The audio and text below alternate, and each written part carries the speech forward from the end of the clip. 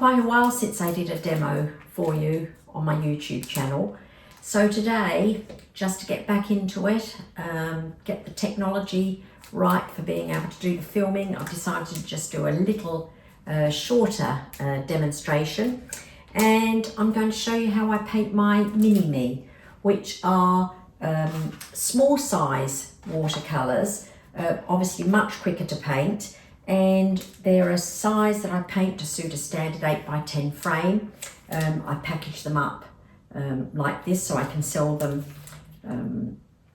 unframed, and people can take them and choose their own frame, and they make nice little gifts for people. So I paint all sorts of subjects for these, birds and little animals. So I'm going to try and make a video of that today. I've chosen to paint a little Superb Fairy Wren. This is a male.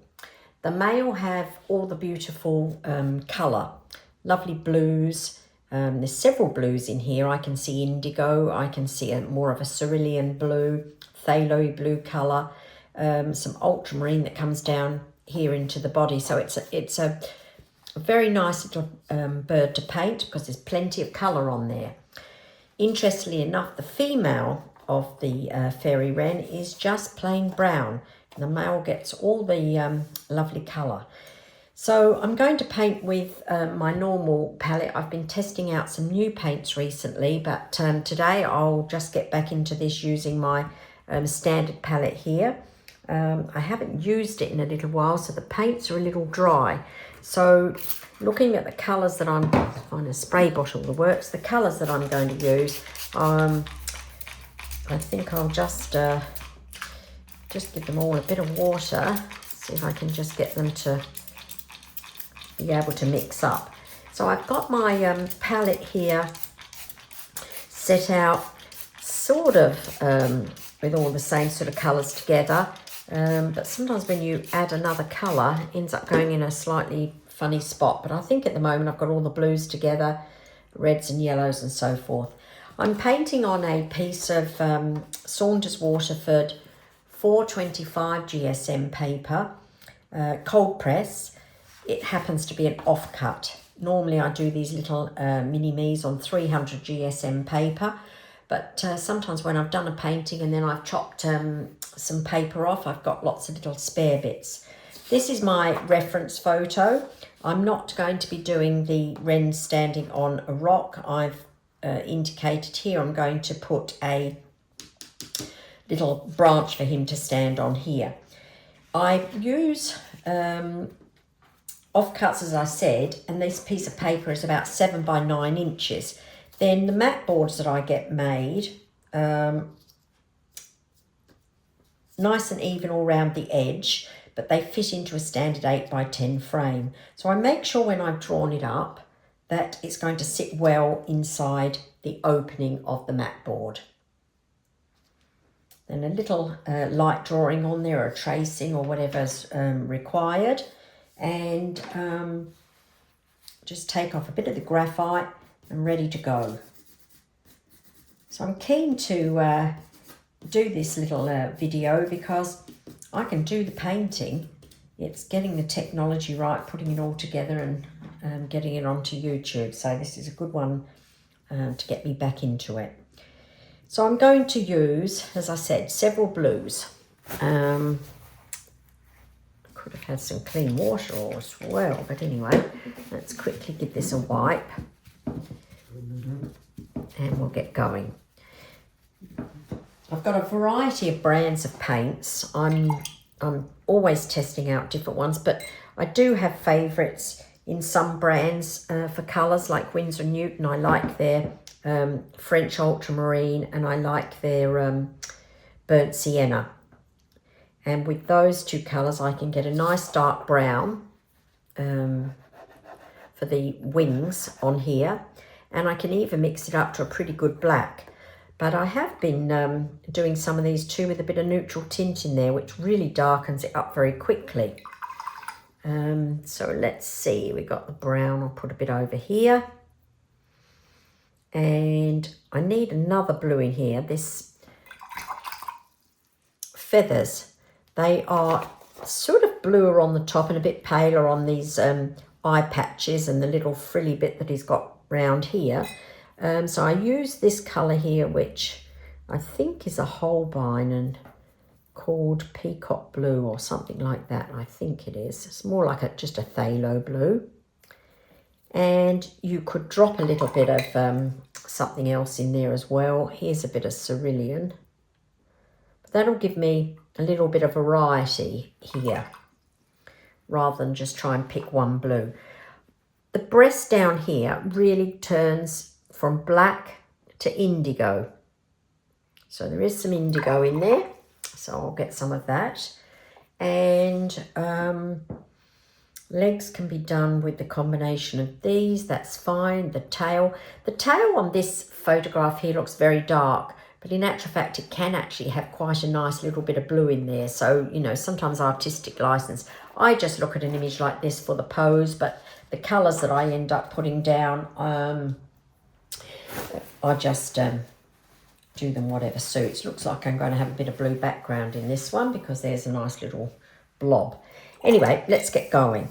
So I generally start with the eye, and with the fairy wren, he's got this big dark black eye patch, I suppose, that comes round here into his head. Sometimes you can hardly see his eye. I might just start with a bit of neutral tint for that and get some colour in. I generally would put a couple of colours in to paint an eye, but given it's so tiny, that is not quite so important.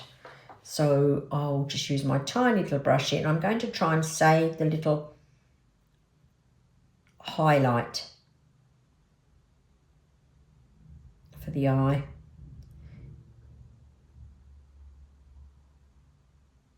There we are. I could probably use this same mixture, maybe just for the beak.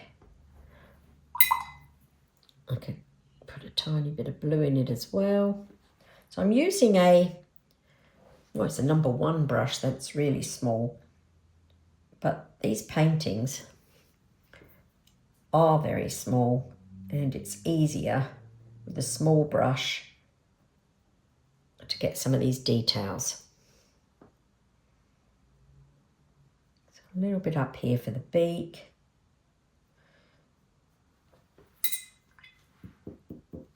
And reassess that in a minute. The main thing is to get some colour down first before you start fussing over any one area.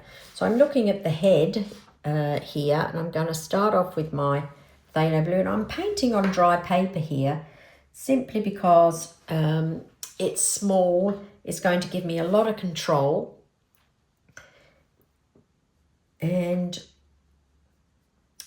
it's too small an area really to wet and try and drop paint in. And when you use things like these mop brushes, this is a really small mop brush, they hold a lot of liquid, so it's almost like painting wet on wet. Oops, I don't want that one, I'll have a bit of this, because they're quite fluid when the paint comes off. So now I've dropped in a second blue into this phthalo-y looking colour, just to give it a little bit of variety there. And I may just lift off a little bit on the top of the head so that stays lighter. Just a little bit there like that, and come down here with a little bit more.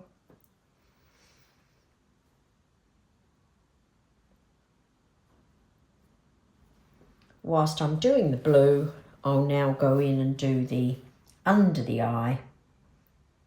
Little strokes.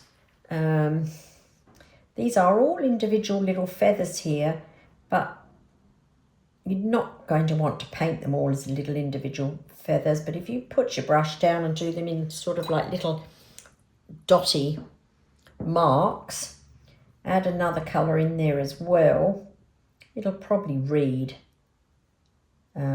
like you have done. Lots of separate little strokes. Just tissue it around a little bit. Two blues mixing there. And he has this nice little collar here that's in the same sort of colours. So a bit of cerulean here. So I've got my combination cerulean, the phthalo, a little bit of neutral tint in the beak at the moment, but it's not dark enough, so that's okay. I'll be able to go back in with a bit later on that. See, if I'm not filming these and I'm sitting here painting, I can do them reasonably quickly. But what it means is if I don't have a large painting in mind, or I'm sort of just resting a bit from doing bigger pieces, I can still keep my brushes moving by having little ones to do. Okay, so we've got some colour in here for the blues. Now I won't go in now to try and do the head here with the really dark colours because I want that to dry a bit. So I'll just move along a little bit here, find somewhere else to go. Whilst I've got all this blue on here, as I said to you, you can have some nice blue in the tail. So I'm going to use the blue that I've got on my palette and put a little bit in here. So there's a little bit of neutral tint there, some of the blue.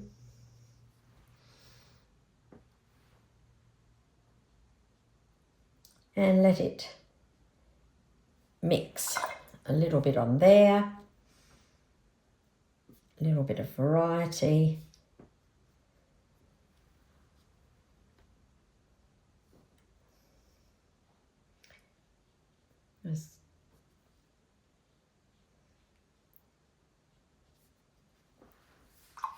I don't want these gappy white bits in it, so I'll just soften those out with my mop. I'm going to just take some of this dark colour, the probably the neutral tint here, and just do a few little flicky feathers out the back here. A small brush here is going to not have as much liquid, so as I put these little lines down to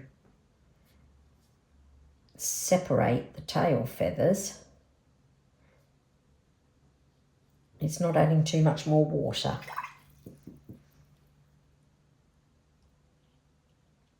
And you put that down. Everything dries a little bit lighter, so it may need a little bit more as I go.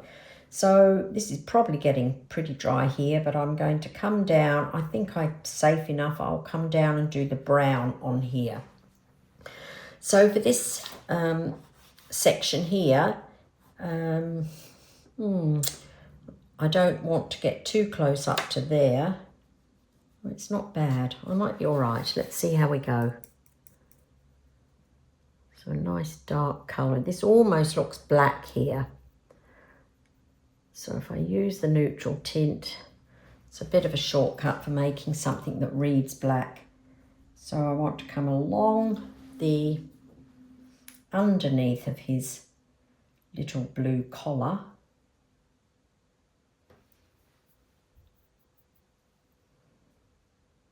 Here. And if you put different pressure on your brush as the paint goes down, it releases the paint, but it keeps it a bit varied. So instead of just painting always the same direction and always with the same pressure, the paint releases off, and it does help give a little bit of variety to the stroke, bit of texture.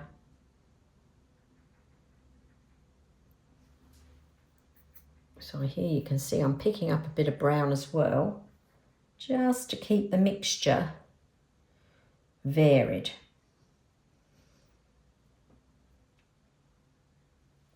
There. So now I'm going to come down into something a bit more blue here. This might be one area where I will paint into wet. I'll just see how I go here. So I've got more ultramarine blue here. Probably greyed down a little bit.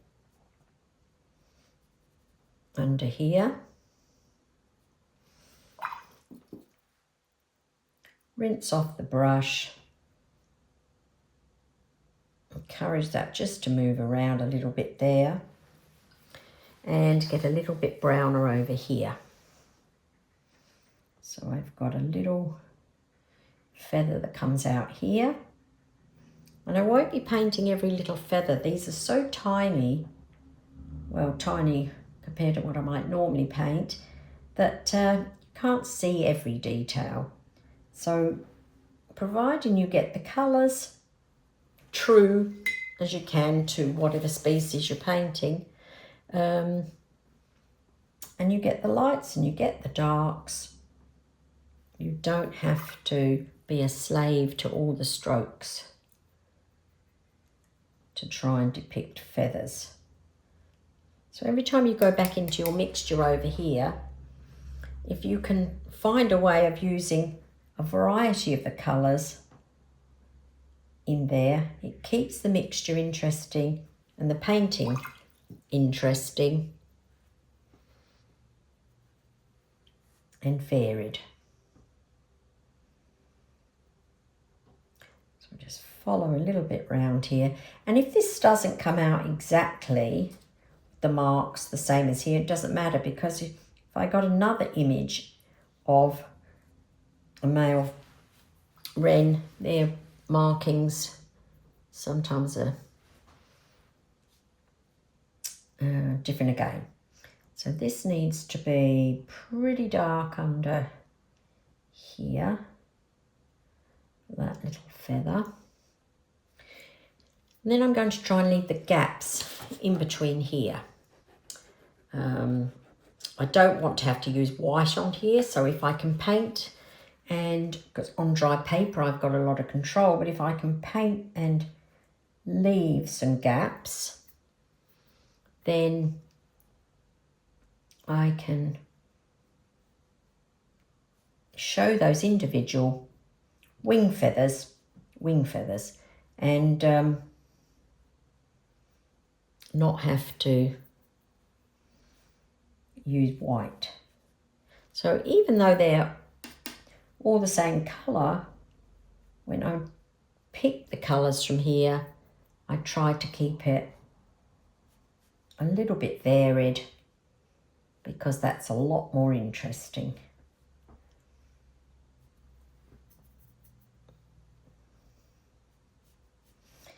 And if you've paint this and then you look afterwards and you think you have too many little white edges to the feathers, very, very easy to paint some of them out. But it's better to have saved them in the first place, because you can't, obviously can't get them back.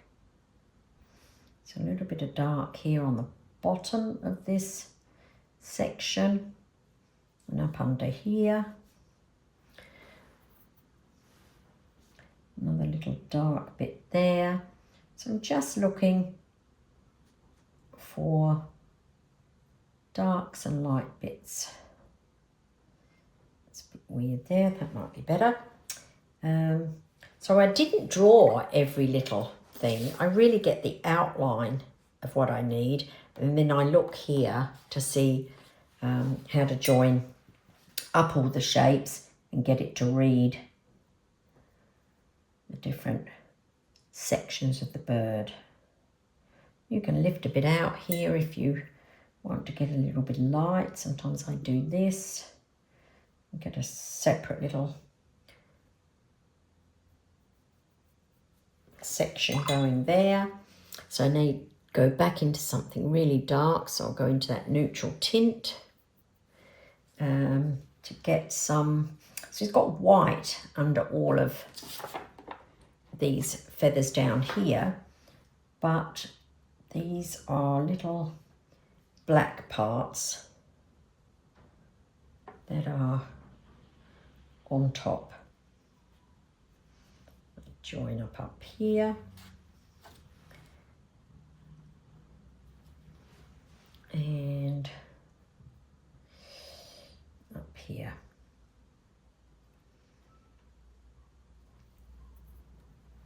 I'll just join it all together now. I could put some, now this is a little drier, I could come up here with some extra lines in there for the tail feathers.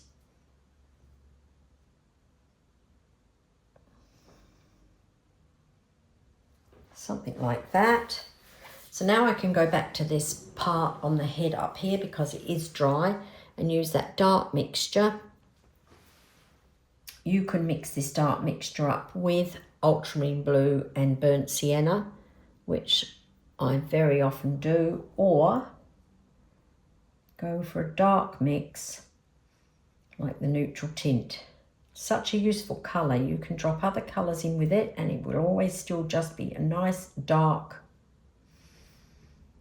colour.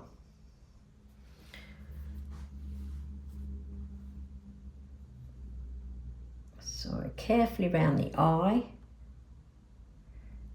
just so I don't lose my highlight.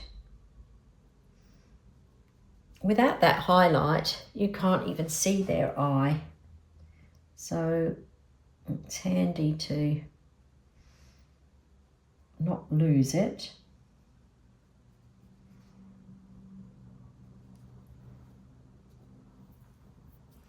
Carrying on round here. So you can see this is quite a quick little process for painting these. But really very, very nice, sweet little things to do. And almost life size. These are tiny little birds, these wrens. We have quite a variety of them here in Australia. Different parts of the country have different varieties. I don't see this little blue wren anymore up here. When I lived down on the coast, the south coast of Adelaide, I had them hopping around the garden, but not up here in the city where we've moved to. So just around here, dark under that patch under his eye. And then when it comes round here, I feel it turns a little bit indigo. So I did put the indigo out here, so I'm going to add that in here.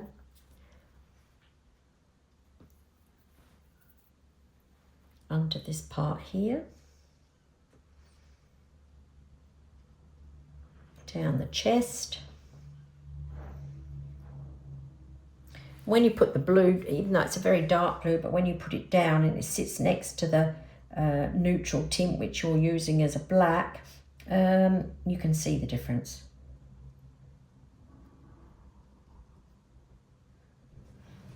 Like that. And whilst I've got it, I'm going to just do a few little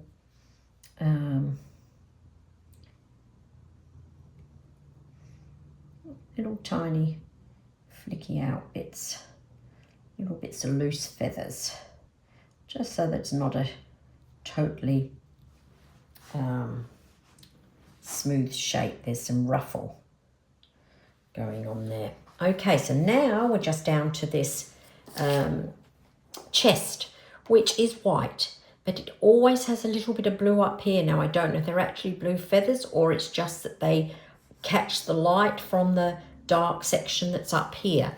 But every time you see one of these fairy wrens, they look like they've got a blue section there. And so I tend to touch the bottom part of that black with ultramarine blue. And then with a clean brush, I start wetting this chest area and let the moment I touch up there, that little bit of blue, if you can see that, that little bit of blue starts running down here into the chest. And it just gives enough blue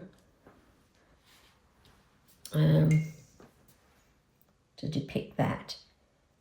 Round here, I can wet this section, because what I do here, because you're painting really, it's white feathers, but you're painting what's underneath the white feathers, like the shadow of each feather. Or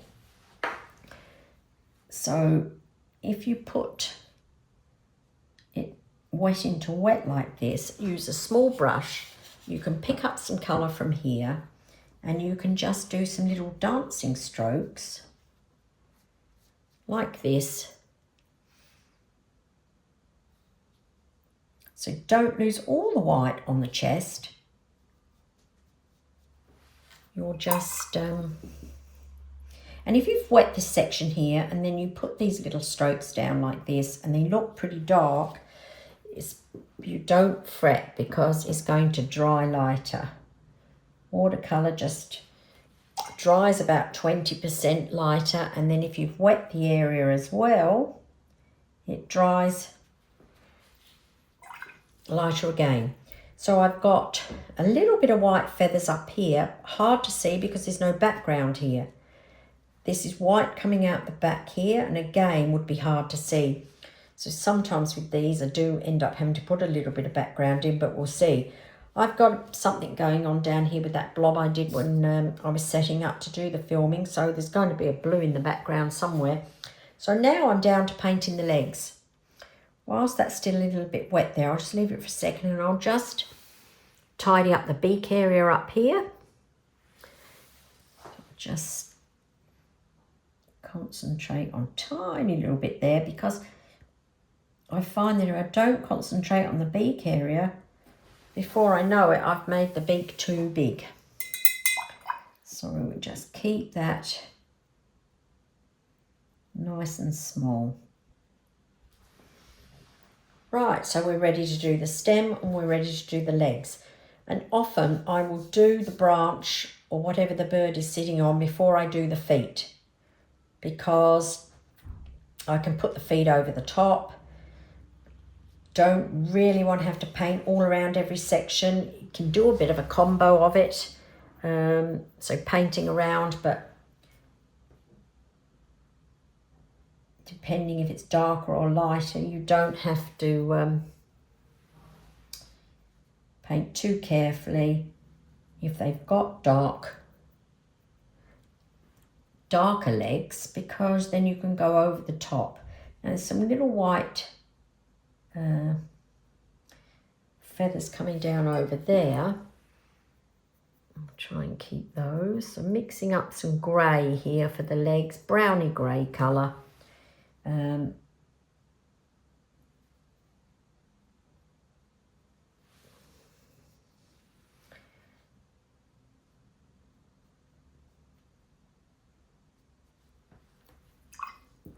So that will probably do for the legs. I try not to overdo those because they're tiny little thin legs, and don't want to sort of end up making them too fat. Okay, so I'm going to do the branch now. I'm not really going to look for any other colours. I'm going to use everything I've got here to make a brown branch, which will tie in with everything here. Then just put a little bit of colour in the background and we're done. So you could wet an area this big. So wet inside the branch, come over the bird's feet, because I can see they actually are quite dark. So something like that. Sticking with the colours that are here, just get a bit of clean burnt sienna out. So I've got burnt sienna, a bit of darker brown, a bit of blue, and just drop in some of this colour and mix on the paper. I could go to a smaller brush here and pick up a little bit of something else here and let it mix on the paper here. Don't want to make too much of the little branch because these mini-me's are all about the little bird.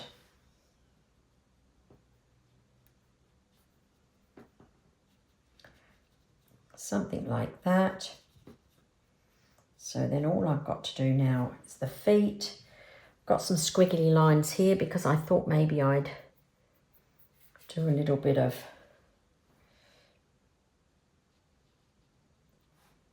tweaks coming off, just to give a little bit of interest. I don't generally paint these with very much background at all, but a few little marks here and there just keeps it a little bit interesting. Something like that. Look at it with my mat board.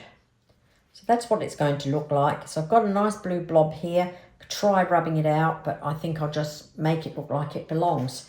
I'm going to dry this off just on the branch, just so that I can put the feet in. And then I'll just give a little assessment and flick a bit of paint in so that that little blue blob looks like it belongs. Okay, some feet. I'm not going to make too much of these so that they, it's very easy to turn them into big, ugly looking things, and they're not the feature of the painting, so I keep them pretty loose. And because I've changed how this bird is sitting on the tree, got one over the back here, then I'm having to make up the toes on his feet, so I keep it a little bit simple, as long as it reads like he's hanging on to the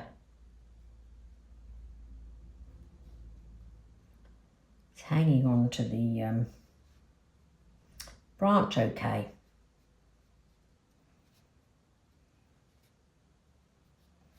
Something like that. If they're too dark, I could just give them a little pat. Tissue. Right, I think that's probably just about there.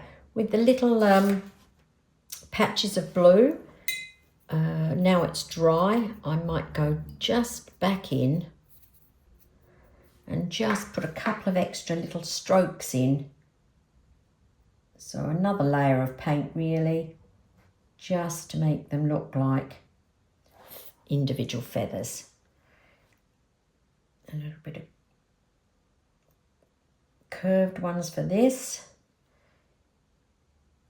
and little curved ones for his blue collar.